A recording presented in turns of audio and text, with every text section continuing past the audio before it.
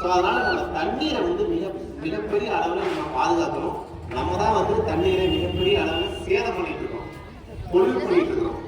சரிங்களா? குப்பை போடுறோம், கழிவுகளை விடுறோம். எல்லாருக்கும் வந்து நமக்கு ஒரு ரெஸ்பான்சிபிலிட்டி இல்லாத போச்சு.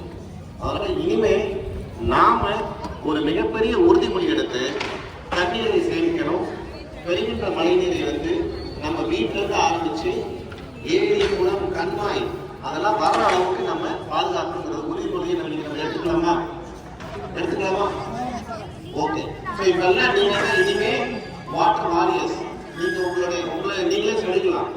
நான் வந்து இனிமே நீரை பாதுகாப்போம், நீரை சேமிப்போம், சுற்றுச்சூழலை பாதுகாப்போம் மற்றும் எந்த இடத்துலையும் குப்பை போட மாட்டோம், நெகிழியை பயன்படுத்த மாட்டோம். முக்கியமா பிளாஸ்டிக் தான் இன்னைக்கு வந்து மிகப்பெரிய அளவுல நமக்கு ஒரு மிகப்பெரிய கேடா இருக்கு. ஸோ இனிமே நாம் நெகிழியை பயன்படுத்த மாட்டோம் அப்படிங்கிற உறுதிமொழி எடுத்து நாம இனிமே ஒருத்தரும் நம்ம இனிமே ஒரு மினிமம் ஒரு 20 to 50 பேரை தத்தெடுத்து அவங்க கிட்ட சொல்லணும்.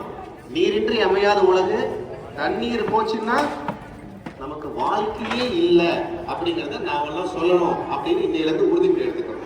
சரிங்களா? எடுத்துக்கலாமா?